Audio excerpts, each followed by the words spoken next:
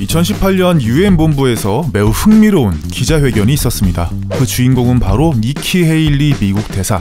당시 미얀마 군부가 로힝야족을 대량 학살한 것이 국제적 이슈가 된 상황에서 한 기자가 헤일리 대사에게 이 문제를 어떻게 해결할 것인가 라고 질문을 한 것인데요. 그러자 헤일리는 버마 군부의 로힝야족 학살은 매우 심각한 문제이고 국제사회와 공조해 해결하겠다고 대답하면서 답변 중 6번이나 버마라는 단어를 사용했습니다. 분명히 기자는 미얀마라고 질문을 했는데도 불구하고 헤일리는 굳이 버마라는 단어를 고집했죠.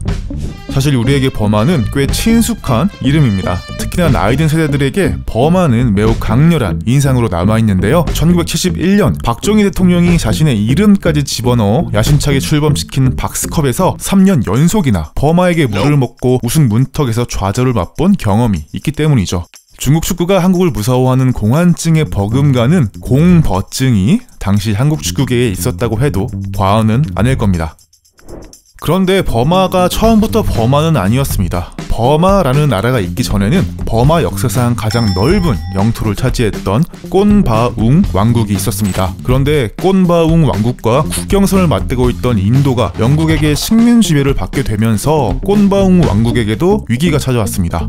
식민지를 넓히려는 영국과 영토를 수호하려는 꼰바웅 왕국 간의 전쟁은 필연적이었죠. 결국 3차례에 걸친 전쟁 끝에 꼰바웅 왕국은 영국의 식민지 신세로 전락하고 말았는데요. 영국은 기존 왕국을 해체시켜버리고 이곳을 영국령 버마라고 부르기 시작했습니다. 원래 이곳은 130개가 넘는 민족들이 모여 살던 곳이었는데요. 그중 대다수인 70%를 차지하는 버마족의 이름을 따 버마라고 부르기 시작했던 것입니다. 버마라는 이름은 1947년 영국으로부터 독립을 쟁취한 후에도 지속되었습니다. 이 새롭게 탄생한 신생 국가의 이름은 영국령 버마에서 버마 연방으로 바뀌었습니다. 그런데 식민지배에서 막 벗어난 신생 국가들의 운명은 비슷한가 봅니다. 버마도 우리와 비슷한 시기에 군부 독재를 겪어야만 했는데요. 1962년 내윈에 의해 시작된 군부 독재는 80년대까지 버마의 국민들을 억압했습니다. 그러던 1988년 8월 8일 소위 8888 민주화 운동이라 불리는 대규모 시위가 발생하면서 수천 명이 사망하는 유혈 사태가 벌어지고 말았습니다. 시민들의 거센 저항에 못 이긴 내윈 군부가 총사퇴하겠다는 의사를 밝히면서 버마가 민주화를 이루는 듯 보였지만 이 팀을 이용해 국방장관이었던 소마웅이 친위 쿠데타를 일으키면서 신군부가 탄생하게 됩니다. 이것도 한국과 매우 비슷하죠? 정권을 잡은 신군부는 국민들의 신임을 얻는 것이 급선무였습니다. 우선 총선을 치러서 평화적인 정권 이양을 하겠다고 밝히는 한편 국가체제를 정비해 나가기 시작했는데요. 그 일환 중 하나가 바로 영국 식민지 시절에 쓰던 이름을 바꾸는 작업이었습니다. 그로 인해 수도의 이름은 랑군에서 양곤으로 바뀌었고요. 바로 이때 나라의 이름도 버마에서 미얀마로 바뀌게 된 것입니다.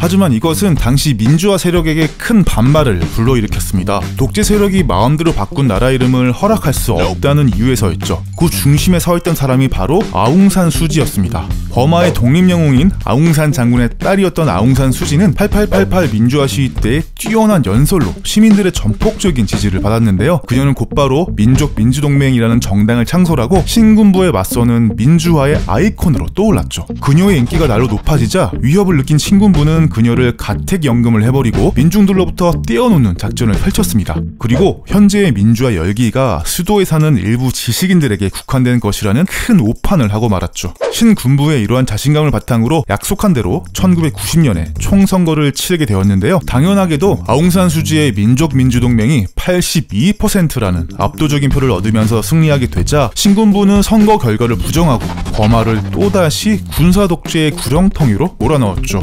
아웅산 수지 또한 군부 독재가 끝날 때까지 20년간에 걸친 오랜 가택연금 생활을 겪게 되는데요. 그녀는 연금 중에서도 민주화 운동을 꾸준히 이어나가면서 국제사회에는 우리를 미얀마가 아닌 버마라고 불러달라고 호소하기 시작했습니다. 바로 이때부터 버마냐, 미얀마냐에 대한 이념 문제가 생겨난 것입니다.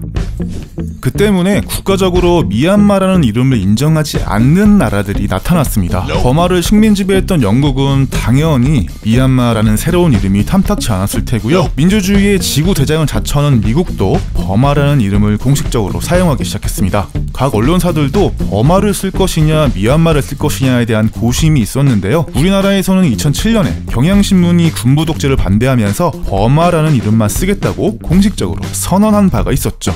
사실 버마와 미얀마는 그 뜻의 차이가 거의 없습니다. 현지인들은 일상적인 대화에서는 버마를 사용하고 문서 등에 쓰는 문어체로는 미얀마를 쓰고 있었기 때문이었죠. 조선시대 공식적인 수도의 명칭은 한양이었지만 백성들은 전부 서울이라고 말했던 것과 비슷한 맥락이라고 할까요?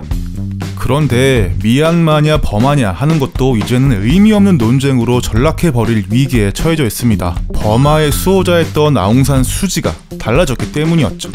아니, 달라졌다기보다 국제사회가 그동안 그녀를 잘못 평가하고 있었다고 해야 될지도 모르겠습니다. 2015년에 치러진 총선에서 민족민주동맹이 압승하면서 군부 정권을 종식시켰는데요. 아웅산 수지는 사실상 최고 권력자의 위치에 올라서게 되었죠. 그녀는 외국 대사들을 초청한 자리에서 국호에 대한 자신의 공식적인 입장을 밝혔습니다. 우리나라 헌법에 어떤 표현을 사용해야 되는지에 대한 규정이 없는 만큼 어떤 식으로 부를지는 여러분들에게 달려있다. 나는 버마라는 표현이 익숙하지만 그렇다고 해서 다른 사람들도 나와 똑같은 표현을 쓰라는 것은 아니다. 나도 미얀마라는 국호를 간혹 사용해 여러분들이 익숙해지도록 하겠다. 그동안 수지가 보였던 버마에 대한 애착에 비추어 본다면 충격적인 변화인 것만은 틀림없었습니다. 2012년 노벨 평화상을 수상하는 자리에서 미얀마 대신 버마라는 국호를 사용해 군부 정권과 심각한 갈등을 빚은 것은 물론이고, 지난 2013년에 우리나라를 방문하면서도 거듭 미얀마 대신 버마를 사용해달라고 했던 그 수지가 맞나 싶을 정도의 태세 전환이었죠. 이제 정권을 잡았으니 그 수단으로 사용했던 국호 논란은 더 이상 필요가 없어져 버린 것일까요? 여기에다가 로힝야족 학살 사건은 그간 아웅산 수지가 쌓아왔던 민주투사의 이미지를 단숨에 몰락시킨 사건이었습니다. 로힝야족은 불교가 대다수인 미얀마에서 무슬림 소수민족으로 살아가면서 국적도 선거권도 없는 그야말로 2등 시민 취급을 받은 사람들인데요. 최근 이들에 대해 인종청소라고 불릴 정도의 무자비한 학살과 성폭행 등이 자행되었지만 아웅산 수지는 이를 침묵으로 일관하면서 방조했습니다. 이 사건으로 인해 수지는 국제사법재판소에 제소되어 증언대에 섰을 뿐 아니라 그동안 매년 참석해왔던 사하로프 인권상 행사에도 초청받지 못하는 등 굴욕을 겪어야만 했는데요. 권력자가 된 그녀에게 민주주의와 인권은 더 이상 가치가 없어진 걸까요? 그 때문에 그동안 버마라는 단어를 사용해왔던 나라들과 언론사들도 미얀마를 사용하는 비율이 점점 높아지고 있습니다. 2020년 현재도 미국만큼은 여전히 미얀마를 버마라고 부르고 있지만 그 가치가 과연 어느 만큼이나 남아있는지는 의문입니다. 재밌게 시청하셨나요? 좋아요와 구독하기 그리고 알람 설정 누르는 것 잊지 마세요. 안녕.